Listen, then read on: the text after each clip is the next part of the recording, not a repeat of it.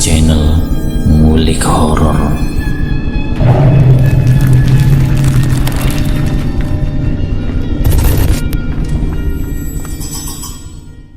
Assalamualaikum warahmatullahi wabarakatuh. Kembali lagi di channel Ngulik Horor. Channel ini menceritakan tentang kisah-kisah misteri. Pada kesempatan kali ini saya akan membawakan kisah misteri yang diambil dari YouTube-nya Ngulik Misteri dan ditulis oleh Edna Villa. Kalian juga dapat mengunjungi YouTube-nya Ngulik Misteri ya. Nanti link saya akan sediakan di kolom deskripsinya. Oh ya, di dalam cerita ini nama dan tempatnya disamarkan semua ya, untuk menjaga privasi pihak yang terlibat di dalamnya. Yuk daripada kita lama-lama langsung saja kita simak ceritanya. Bismillahirrahmanirrahim. Kali ini saya akan membawakan kisah misteri yang berjudul Diincar Ular untuk Dijadikan Tumbal Pesugihan. Di kesempatan kali ini saya akan menyampaikan cerita dari seorang praktisi yang pernah menangani pasiennya yang hampir dijadikan tumbal oleh seseorang. Sebut saja namanya Pak Wiryo. Dia ini adalah seorang praktisi yang dikenal oleh lingkungan sekitar. Dia dikenal bukan hanya sebagai seorang dukun, tapi dia adalah seorang guru ngaji sekaligus sebagai praktisi. Pak Wiryo saat itu didatangi oleh salah satu keluarga dari korban. Sebut saja namanya Pak Wandi. Pak Wandi ini meminta tolong dengan Pak Wiryo kalau ada salah satu keluarganya yang beberapa hari tidak bisa melakukan aktivitas seperti biasanya dikarenakan rasa sakit yang dialaminya. Rasa sakit yang dirasakan sangat-sangat aneh karena sudah dibawa ke dokter, sudah diberikan obat, tapi tidak ada perubahan secara signifikan dari reaksi obat yang sudah diminum. Dan setelah 3 hari lamanya, setiap malamnya selalu meronta-ronta kesakitan dan juga ketakutan seperti ada sesuatu yang mengintai. Pak Wandi menceritakan kepada Pak Wiryo kalau anaknya, sebut saja namanya Ari, dalam tidurnya setiap malam selalu mengigu meminta tolong. Pak Wiryo yang mencoba memahami dulu apa maksud dari Pak Wandi datang kepadanya agar lebih jelas bagaimana cara dia menangani pasiennya. Setelah mendengarkan cerita dari Pak Wandi, Pak Wiryo bergegas mendatangi kediaman Pak Wandi untuk melihat kondisi anaknya, yaitu Ari. Di saat Pak Wiryo yang melihat kondisi Ari yang memang dalam keadaan terbaring di dalam kamarnya, Ari yang masih di atas kasur menggelinjing dan langsung memegang perutnya yang merasa kesakitan. Tolong Pak, tolong, perut saya sakit Pak, tolong. Pak Wandi mendengar teriakan dari anaknya. Itu Pak, anak saya setiap hari selalu kesakitan seperti itu. Tolong anak saya Pak, pinta Pak Wandi. Tolong Pak, ini sakit sekali, tolong, ujar Ari di dalam kamarnya.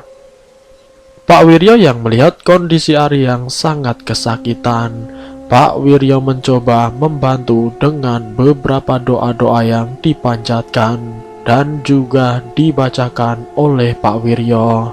Reaksinya bisa langsung dirasakan oleh Ari. Ari yang tadinya menggeliat kesakitan perlahan-lahan setelah amalan atau surat-surat ayat suci dilantunkan. Akhirnya Ari bisa istirahat dengan tenang. Dalam keadaan tubuhnya yang masih merasa lelah, Pak Wandi menanyakan kepada Pak Wiryo, "Sebenarnya ada apa Pak? Apa yang terjadi dengan anakku? Kenapa tiba-tiba anakku bisa terdiam seperti itu dan bisa tenang? Padahal tadi sebelum Bapak membacakan ayat-ayat suci Al-Quran dan juga sebelum Bapak memegang anak saya, Anak saya selalu menggelinjang kesakitan, Pak. Tanya Pak Wandi penuh khawatir. Pak Wiryo yang mendengar deretan pertanyaan dari Pak Wandi yang sebenarnya enggan menceritakan, dan Pak Wiryo enggan menjelaskan siapa sebenarnya di balik kejadian itu yang membuat Ari merasa kesakitan. Tapi karena desakan dari orang tuanya Ari, akhirnya Pak Wiryo menceritakan sedikit siapa sosok tersebut. Mohon maaf kalau saya salah lihat. Mohon maaf, karena ini hanya sebatas apa yang saya lihat, dan ini pun atas kuasa Sang Pencipta. Atas izinnya, saya bisa melihat sosok lain yang ada di tubuh anak Bapak ini. Sosok yang ada di dalam tubuh anak Bapak ini semacam sosok ular yang sering melilit tubuhnya anak Bapak. Tapi ini sering datang dan sering pergi. Datangnya tiba-tiba dan berpindahan secara tiba-tiba. Dan mungkin saat saya sedang membacakan doa, ular itu masih melingkari anak Bapak. Tapi sekali lagi saya mohon maaf, ini hanya apa yang saya lihat saja, ujar Pak Wiryo menjelaskan. Terus ular itu siapa, Pak? Tanya Pak Wandi penasaran. Kalau melihat dari fisiknya, itu adalah ular, tapi wajahnya itu menyerupai wajah manusia, jawab Pak Wandi. Wajahnya seperti apa, Pak? Tanya Pak Wandi yang masih penasaran. Namun Pak Wiryo enggan menjelaskan ciri-ciri dari ular yang berwajah manusia itu. Sebagian besar tubuhnya itu adalah ular, dan juga sosok ular itu sudah hilang dari pandangan Pak Wiryo. Sementara orang tuanya hari ini terus menanyakan siapa di balik siluman ular yang melingkar itu.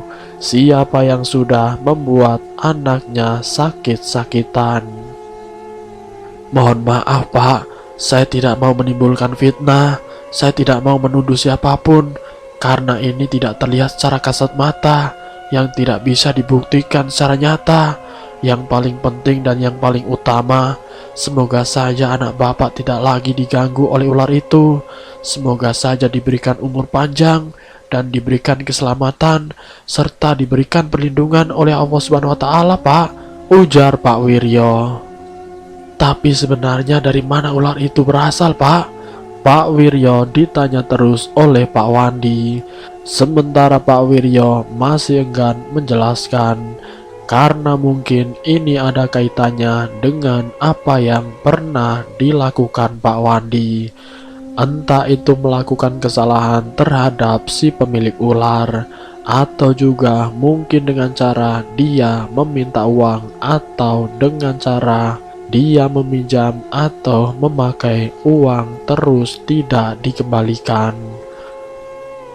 Mendengar apa yang disampaikan Pak Wiryo, Pak Wandi pun mengarah kepada salah satu orang. Apakah ini ada kaitannya dengan orang itu, Pak? Pak Wandi masih bertanya-tanya. Mohon maaf sekali lagi, Pak, saya tidak mau menceritakan. Yang paling utama dari niat Bapak mau memanggil saya untuk datang ke sini, mohon maaf jika tanpa seizin dari Sang Pencipta, saya juga tidak bisa datang ke sini. Tapi saya tekankan sekali lagi, saya tidak mau menceritakan atau menjelaskan siapa orang yang sudah sengaja mengirim wujud siluman ular yang menyuruh siluman ini datang untuk menyerang anak Bapak. Pak Wiryo masih enggan menceritakan siapa di balik dalang yang melakukan ini. Pak Wandi yang mendengar penjelasan bahwa hewan ini tidak lagi menyerang anaknya, Pak Wandi menanyakan kembali apa yang menjadi misteri, apa yang menjadi tanda tanya besar. Setelah obrolan itu dan kondisi Ari sudah mulai tenang, Pak Wiryo mencoba menerawang apakah benar kondisinya sudah aman. Namun ternyata belum. Masih ada aura atau hawa negatif yang ada di dalam tubuh Ari. Ari yang memang sudah terlanjur memakan batal haramnya si pemilik ular. Makanya di dalam tubuhnya Ari ada semacam pintu yang mudah dimasuki siluman ular, yang sewaktu-waktu itu bisa datang dengan secara tiba-tiba. dan bahayanya jika pintu itu tidak ditutup di dalam tubuhnya Ari bisa mengakibatkan hal yang fatal. Ari bisa kehilangan nyawa hari itu juga. Karena memang di balik aura negatif yang ada di dalam tubuhnya Ari, tidak lain adalah untuk menjadikan Ari tumbal pesugihan dari si pemilik siluman ular tersebut. Pak Wiryo yang melihat kondisi Ari seperti itu meminta izin sama orang tuanya, yaitu Pak Wandi. "Mohon maaf Pak, anak Bapak ini kalau boleh saya meminta izin, bagaimana kalau hari ini ikut ke tempat saya, biar saya bisa lebih mengontrol, lebih mengetahui apa yang akan terjadi ke depannya. Sembari Ari saya bimbing, agar kedepannya dia itu bisa selamat dari gangguan siluman ular yang masih mendorong dirinya. Dan ini pun mohon maaf Pak Wandi, ketika nanti saya pulang pun, saya tidak bisa menjanjikan kalau siluman itu tidak datang lagi Pak," ujar Pak Wiryo menjelaskan. Mendengar perkataan dari Pak Wiryo tanpa pikir panjang, Pak Wandi mengizinkan Ari tinggal bersama Pak Wiryo. Setelah mendapatkan izin dari orang tuanya, singkat ceritanya Ari sudah ada di kediaman Pak Wiryo. Ari pun diajarkan tata cara sholat malam, diajarkan cara bagaimana melakukan sholat-sholat yang dikhususkan untuk menangkal apa yang sudah ada di dalam tubuhnya. Ari diajarkan dan dituturkan satu persatu, semua diajarkan. Ari pun mengikuti apa yang disarankan oleh Pak Wiryo. Sembari dibimbing, sembari dibantu, dan ternyata sosok siluman ular itu memang datang ke rumah Pak Wiryo. Dengan apa yang sudah dilakukan Ari, dia yang sudah berusaha dekat dengan Sang Pencipta, siluman ular itu hanya bisa di samping Ari. Saat Ari sedang melakukan sholat, siluman ular itu berusaha untuk masuk ke tubuhnya Ari. Tapi karena kuasa dan atas izin Sang Pencipta, ular itu hanya ada di sekelilingnya, tidak bisa masuk seperti dulu sewaktu Pak Wiryo pertama kali menangani Ari. Siluman ular yang datang dengan maksud untuk mengambil tubuhnya Ari, tapi karena memang Ari ini seorang anak yang tekun, yang mau diajarkan, yang mau menurut apa yang disarankan oleh Pak Wiryo. Alhamdulillah Ari pun bisa selamat. Namun selamatnya Ari ternyata berdampak pada si pemilik siluman ular tersebut. Ari menceritakan apa yang membuat dirinya menjadi incaran dari pemilik siluman tersebut kepada Pak Wiryo. "Waktu itu saya dikasih uang lebih Pak, saya dikasih apa yang saya inginkan. Saya setiap hari selalu dikasih lebih Pak," ujar Ari kepada Pak Wiryo. Ternyata sebulan sebelum dirinya mengalami kejadian sakit secara tiba-tiba, Ari ternyata dijadikan anak emas oleh pemilik ular tersebut. Ari selalu diberikan lebih oleh si pemilik siluman ular tersebut. Setelah hampir kurang lebihnya setengah bulan Ari berada di tempatnya Pak Wiryo, orang tuanya Ari setiap harinya menjenguk dengan memberikan bekal dan sering menanyakan bagaimana perkembangan anaknya, bagaimana kehidupan anaknya saat ada di tempatnya Pak Wiryo. Apakah dia menjadi anak yang rewel atau menjadi anak yang penurut? Orang tuanya selalu memantau setiap hari sampai hampir 15 hari Ari tinggal di tempatnya Pak Wiryo. Orang tuanya takut dengan keadaan anaknya yang masih diganggu oleh siluman yang menginginkan nyawa dari anaknya. Setelah 2 minggu lebih Ari berjuang mengeluarkan pengaruh negatif yang sudah masuk ke dalam tubuhnya. Ternyata itu semua berdampak pada si pemilik siluman ular tersebut. Tapi waktu itu kebetulan saja selamanya Ari dari siluman ular. Tidak berselang lama, satu dari bagian keluarga si pemilik ular tersebut, katanya ada yang meninggal dunia. Kata Pak Wiryo, siluman atau iblis yang sengaja ingin menumbalkan seseorang namun gagal, biasanya berdampak pada si pemiliknya sendiri. Entah itu istrinya, entah itu anaknya, atau dari keluarganya. Dipastikan akan ada yang meninggal dunia. Pak Wiryo tidak berani menjelaskan kematian orang itu ada hubungannya atau tidak dengan gagalnya siluman ular itu menumbalkan Ari. Pak Wiryo yang sudah membantu Ari, yang sudah menuntun Ari mengikuti aturan, mengikuti tata cara yang disampaikan Pak Wiryo kepada Ari, agar Ari mau melakukan ibadah puasa rutin, agar dirinya ini benar-benar bisa selamat dari siluman ular yang memang datang sengaja untuk menjadikan dirinya tumbal. Dan alhamdulillah Ari bisa terselamatkan. Dari pengalaman Pak Wiryo yang sudah beberapa kali menangani pasiennya, yang rata-ratanya itu hampir saja nyawanya akan dijadikan sasaran oleh siluman iblis pesugihan. Rata-rata selamanya orang-orang yang sudah ditangani akan berdampak pada pemilik itu sendiri. Dan selesai.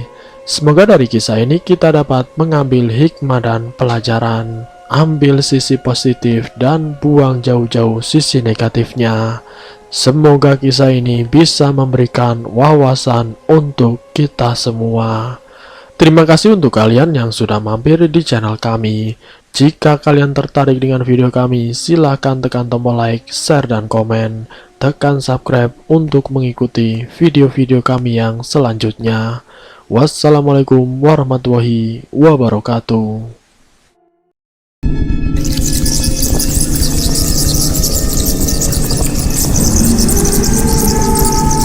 Selamat datang di channel Ngulik Horor.